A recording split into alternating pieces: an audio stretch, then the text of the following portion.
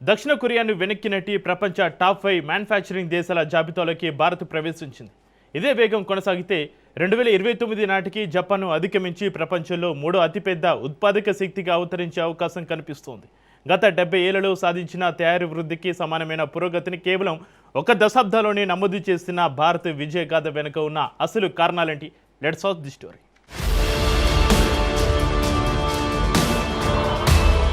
ప్రపంచ ఉత్పాదక రంగంలో భారతదేశం సృష్టిస్తున్న సరికొత్త పారిశ్రామిక విప్లవం అంతర్జాతీయ ఆర్థిక చరిత్రలో ఒక చారిత్రాత్మక మైలురాయిగా నిలుస్తోంది. గత కొన్నేళ్లుగా ప్రపంచ ఆర్థిక వ్యవస్థలో చోటు చేసుకుంటున్న మార్పుల మధ్య దక్షిణ కొరియా వంటి పారిశ్రామిక దిగ్గజాన్ని వెనక్కి నెట్టి ప్రపంచంలోని అగ్ర 5 ఉత్పాదక దేశాల జాబితాలో భారత్ స్థానం సంపాదించడం విశేష ప్రాధాన్యతను సంతరించుకుంది.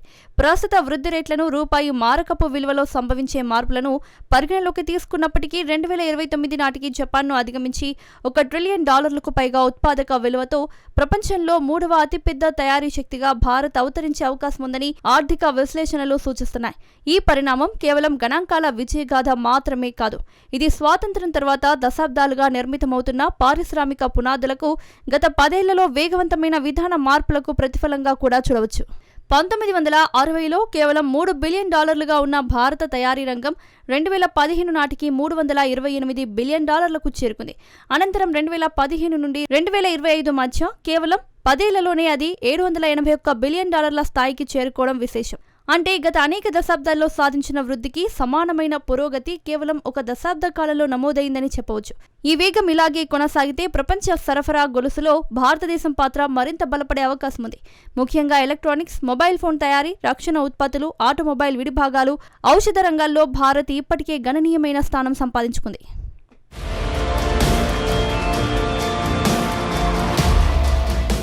వ్యాపార అనుకూల వాతావరణాన్ని సృష్టించడానికి చేపట్టిన సంస్కరణలు ఈ వృద్ధికి ప్రధాన కారణాలుగా పేర్కొనబడుతున్నాయి.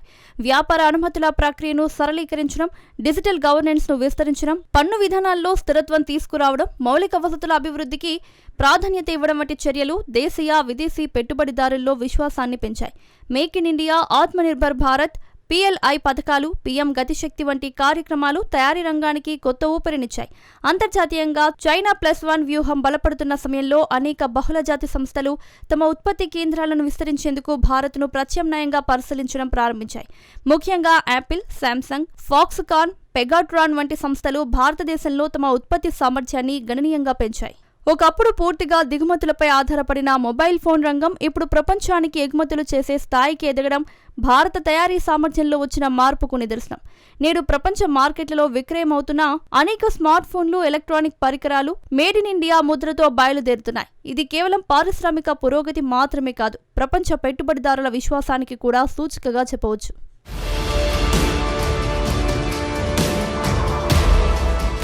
సమగ్ర ఆర్థిక విశ్లేషణ ప్రకారం ప్రపంచంలోని అగ్ర తయారీ దేశాలతో పోటీపడే స్థాయికి భారత్ క్రమంగా చేరుకుంటోంది. ఆటోమొబైల్ రంగంలో ప్రపంచంలోనే అతిపెద్ద ద్విచక్ర వాహన తయారీ దేశంగా భారత్ నిలిచింది. ట్రాక్టర్ల ఉత్పత్తిలో కూడా అగ్రస్థానంలో ఉంది. ఔషధ రంగంలో ఫార్మసీ ఆఫ్ ది వరల్డ్ గా గుర్తింపు పొందిన భారత్ ప్రపంచ జెనరిక్ మందుల సరఫరాలో కీలక పాత్ర పోషిస్తోంది. రక్షణ రంగంలో కూడా స్వదేశీ ఉత్పత్తి సామర్థ్యం గణనీయంగా పెరుగుతోంది. యుద్ధ విమానాలు, క్షిపణులు, నౌకదళ పరికరాలు, డ్రోన్ల తయారీలో భారత్ వేగంగా పురోగమిస్తోంది. అంతరిక్ష సాంకేతికత, ఎలక్ట్రిక్ వాహనాలు, గ్రీన్ ఎనర్జీ పరికరాలు, సౌర ప్యానెళ్ల తయారీ రంగాల్లో కూడా కొత్త అవకాశాలు కనిపిస్తున్నాయి. అయితే చైనా, అమెరికా వంటి దేశాలతో పూర్తి స్థాయి పోటీకి భారత్ ఇంకా కొన్ని కీలక రంగాల్లో వేగంగా ముందుకు సాగాల్సిన అవసరం ఉంది. ముఖ్యంగా సెమీ కండక్టర్లు, చిప్ తయారీ, ఇండస్ట్రియల్ రోబోటిక్స్, అధునాతన యంత్రాల తయారీ, కృత్రిమ మేధస్సు ఆధారిత ఉత్పాదక వ్యవస్థలు వంటి రంగాల్లో భారీ పెట్టుబడులు అవసరం. గుజరాత్, అస్సాం, మహారాష్ట్ర ప్రాంతాల్లో ప్రతిపాదిత సెమీ కండక్టర్ యూనిట్లు విజయవంతమైతే భారత ఎలక్ట్రానిక్స్ రంగం కొత్త దశలోకి ప్రవేశించే అవకాశం ఉంది. అదే సమయంలో నైపుణ్యాభివృద్ధి కూడా అత్యంత కీలకం. ప్రపంచ స్థాయి తయారీ శక్తిగా ఎదగాలంటే అత్యున్నత సాంకేతిక నైపుణ్యాలు కలిగిన మానవ వనరులు అవసరం. స్కిల్ ఇండియా, డిజిటల్ ఇండియా వంటి కార్యక్రమాలు ఈ దిశగా కీలక పాత్ర పోషించగలవు.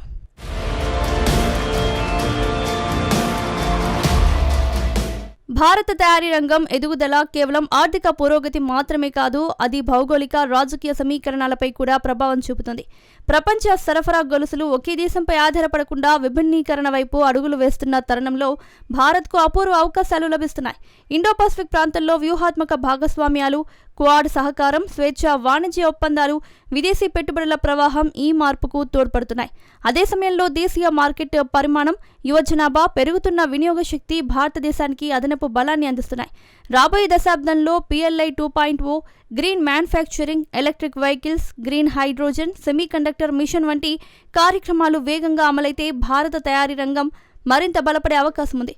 అయితే ఈ ప్రయాణంలో ప్రపంచ ఆర్థిక మందగమనం, వాణిజ్య యుద్ధాలు, ఇంధన ధరల ఒడిదుడుకులు, సరఫరా గొలుసు అంతరాయాలు వంటి సవాళ్లు కూడా ఎదురవుతాయి. అయినప్పటికీ ప్రస్తుత ధోరణులు కొనసాగితే 2029 నాటికి జపాన్ను అధిగమించి ప్రపంచంలో 3వ అతిపెద్ద తయారీ శక్తిగా భారత్ ఎదగడం అసాధ్యమైన లక్ష్యం కాదని అనేక ఆర్థిక విశ్లేషకులు భావిస్తున్నారు.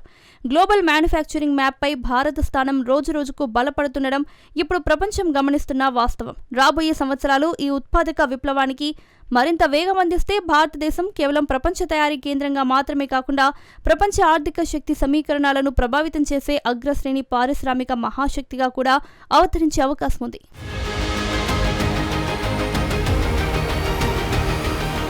ఈ పరిణామంలో మరో కీలక అంశం భారతదేశంలో వేగంగా విస్తరిస్తున్న మౌలిక సదుపాయాల విప్లవం.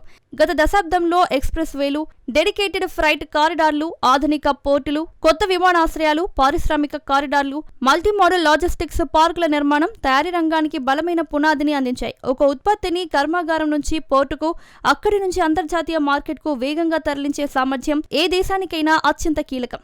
ఈ విషయంలో భారత్ గతంతో పోలిస్తే గణనీయమైన పురోగతి సాధిస్తోంది. ప్రత్యేకంగా Delhi Mumbai industrial corridor, Chennai Bengaluru industrial corridor, Gatishakti master plan వంటి కార్యక్రమాలు దేశవ్యాప్తంగా పారిశ్రామిక అనుసంధానాన్ని మరింత బలోపేతం చేస్తున్నాయి. మరోవైపు రక్షణ తయారీలోనూ స్వదేశీకరణ, డ్రోన్ టెక్నాలజీ, అంతరిక్ష రంగంలో ప్రైవేటు భాగస్వామ్యం, ఎలక్ట్రానిక్స్ ఎగుమతుల పెరుగుదల భారత ఉత్పాదక సామర్థ్యాన్ని కొత్త ఎత్తులకు తీసుకెళ్తున్నాయి. ముఖ్యంగా యువ జనాభా, విస్తారమైన దేశీయ మార్కెట్, డిజిటల్ ఆర్థిక వ్యవస్థ, స్టార్టప్ ఎకోసిస్టమ్ వంటి అంశాలు భారతదేశానికి ఇతర దేశాలతో పోలిస్తే ప్రత్యేకమైన పోటీ ప్రయోజనాన్ని కల్పిస్తున్నాయి. ఈ బలాలను సమర్థవంతంగా వినియోగించగలిగితే ప్రపంచ తయారీ రంగంలో 3వ స్థానమే కాదు, రాబోయే దశాబ్దాల్లో మొదటి 2 స్థానాల కోసం కూడా భారత్ బలమైన పోటీదారుగా అవతరించే అవకాశాలు స్పష్టంగా కనిపిస్తున్నాయి.